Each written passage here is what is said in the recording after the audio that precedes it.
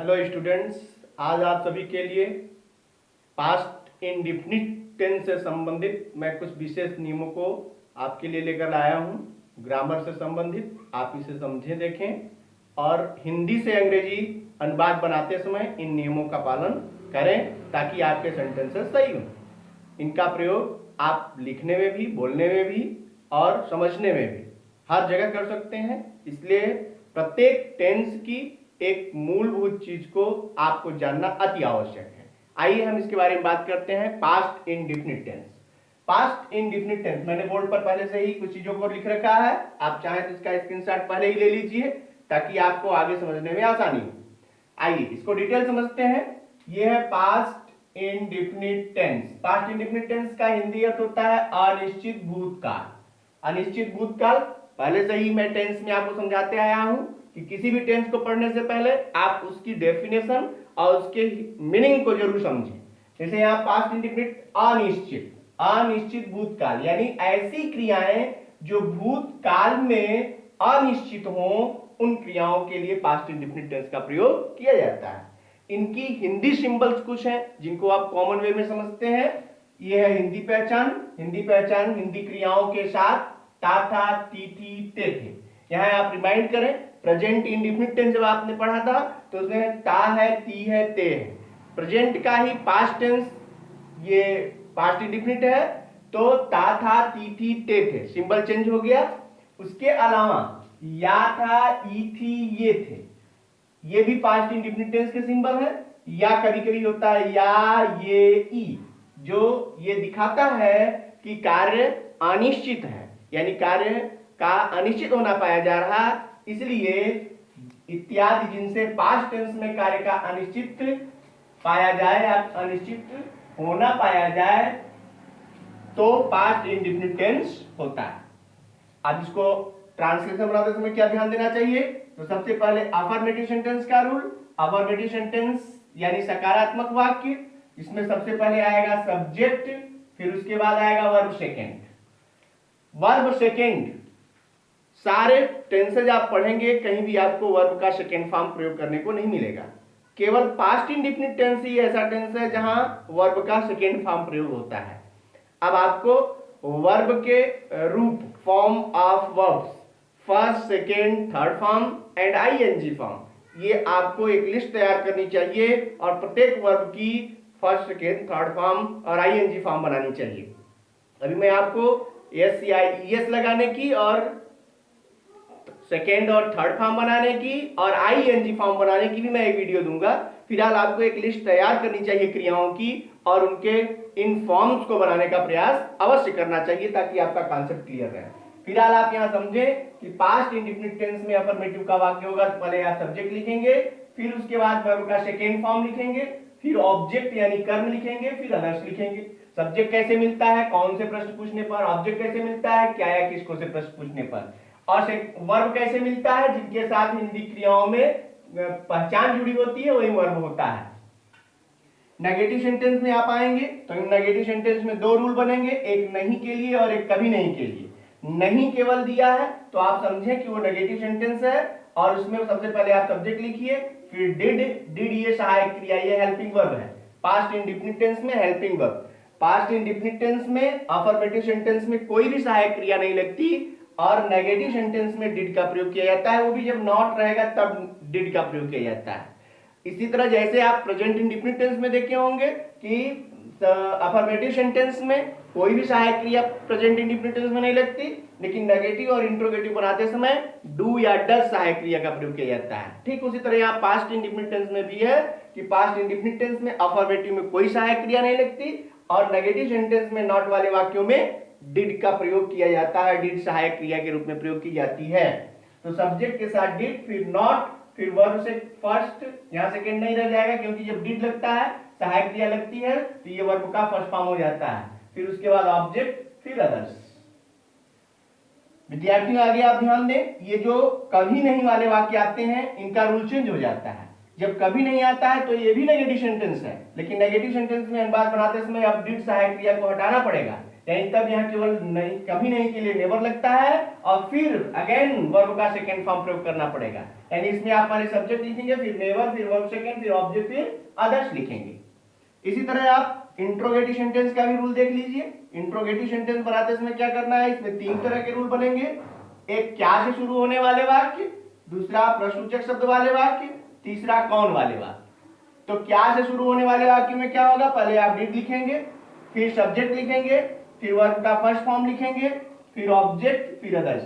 क्या से शुरू होने वाले वाक्यों में हेल्पिंग वर्ब का प्रयोग पहले किया जाता है, ये आप दिमाग में रखते चलें। प्रश्नवाचक शब्द होगा तो क्वेश्चन वर्ड पहले लिखेंगे, फिर डेट लिखेंगे, फिर सब्जेक्ट, फिर वर्ब फर्स्ट, फिर ऑब्जेक्ट, फिर अदर्स लिखेंगे।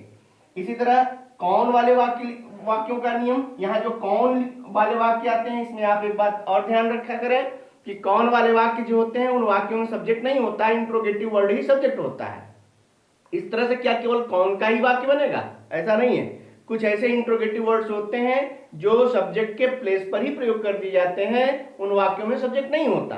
तो ऐसे वाक्यों का जब अनुवाद बनाना हो या ऐसे वाक्यों को समझना हो तो इंट्रोगेटिव वर्ड ही सब्जेक्ट के स्थान पर काम करता है। तो उसके साथ रूल चेंज हो जाता है। जब इंट्रोगेटिव वर्ड सब्जेक्ट के स्थान पर प्रयोग होता है तो उसके साथ रूल अफर्मेटिव का लागू होता है, भले ही वो इंट्रोगेटिव सेंटेंस का सेंटेंस होता है। जैसे यहाँ देखें, कौन वाले वाक्यों में हमने रूल लिख दिया है। आप इसको केवल कौन नहीं बल्कि ये समझें कि हु के स्थान पर ऐसे सेंटेंसेस आएंगे जिनमें दूसरे इंट्रोगेटिव वर्ड भी हु की तरह ही कार्य करते हैं, यानी सब्जेक्ट का कार्य करते हैं। तो इनको बनाते समय आपको सावधानी बरतनी चाहिए कि ये जो हु है ये सब्जेक्ट है, अपने आप में ही सब्जेक्ट है, इसलिए इसके साथ जो रूल प्रयोग होगा वो अफर्मेटिव का प्रयोग होता है, अर्थात इसमें सहायक क्रिया प्रयोग नहीं होगी, कहीं डिड का प्रयोग नहीं किया गया है।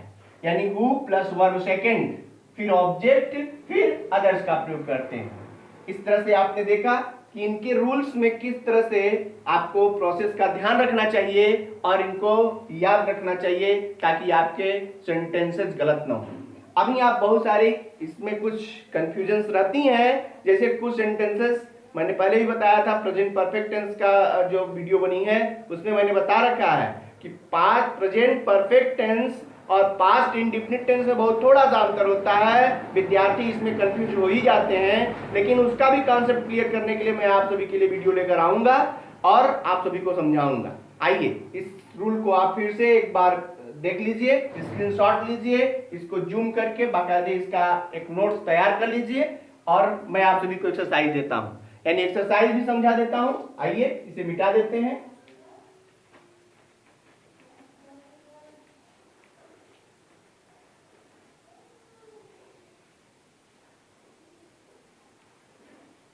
एग्जाम्पल के रूप में सबसे पहले अफर्मेटिव का एग्जाम्पल ले लीजिए। जैसे मैंने अपने भाई की सहायता की, ये एक सेंटेंस है। आप देख रहे हैं कि ये अफर्मेटिव का सेंटेंस है। अफर्मेटिव का वाक्य का अनुवाद बनाते समय सबसे पहले सब्जेक्ट लेना है। सब्जेक्ट है मैंने, यानी आई, सहायता की या ये ई पास्ट इंडेफिनिट टेंस, वर्ब का सेकेंड फॉर्म हो जाएगा आई हेल्प्ड अपने भाई की, यानी माई ब्रदर। अपने की अंग्रेजी माई, अपने की अंग्रेजी आई के साथ अपने की अंग्रेजी माई होती है। इसी तरह आप नेगेटिव सेंटेंस का रूल देखें, जैसे राम ने अपनी किताब नहीं खरीदी।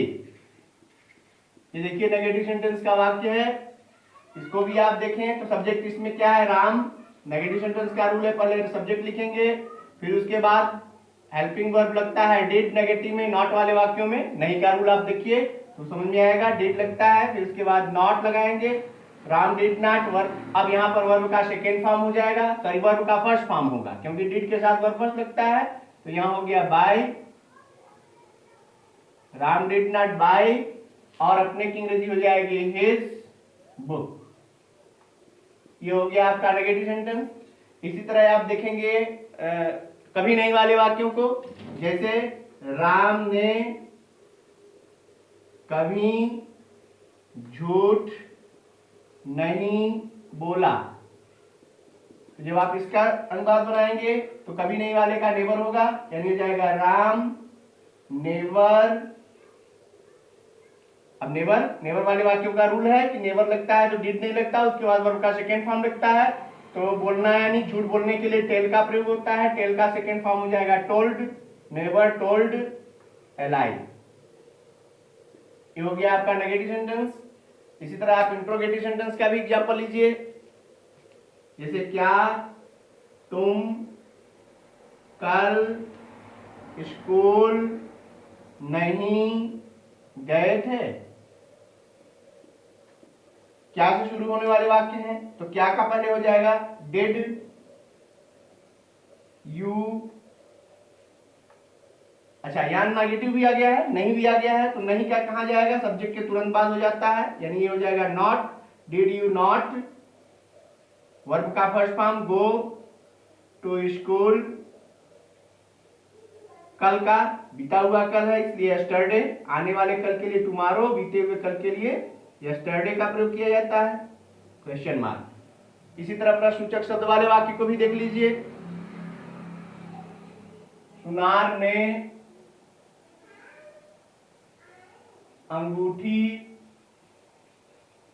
क्यों नहीं बनाई। ये देखिए क्यों आ गया, क्वेश्चन वर्ड है, तो इसको आप लेंगे तो हो जाएगा वाई। उसके बाद डिड का प्रयोग, फिर सुनार, गोल्ड स्मिथ, उसके बाद नॉट, नहीं के लिए नॉट, बनाने का मेक,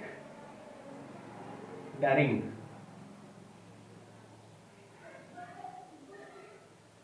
ये हो गया आपका। इसी तरह एक कौन वाला एग्जांपल ले लीजिए, तुम्हें कल कौन पढ़ाया था।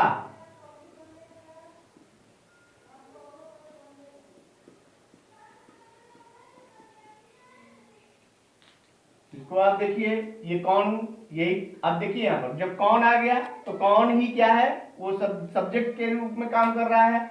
इससे रिलेटेड आप एग्जांपल जरूर ढूंढिएगा कि जब कौन ही सब्जेक्ट है तो इसके अलावा और भी क्वेश्चन वर्ड होते हैं जो कौन की जगह पर प्रयोग हो सकते हैं, उनके लिए भी सेम फार्मूला यूज होगा।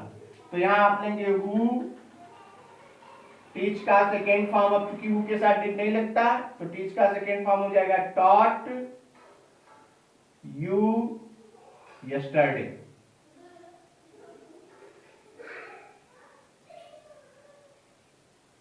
इसी तरह से और भी सेंटेंसेस होते हैं, स्पेशली इस टाइप के सेंटेंसेस में कंफ्यूजन होती है, लेकिन आप इसे बार बार बनाएंगे, इससे रिलेटेड क्वेश्चंस को ढूंढेंगे और हल करने का प्रयास करेंगे तो आपका कॉन्सेप्ट बिल्कुल क्लियर हो जाएगा।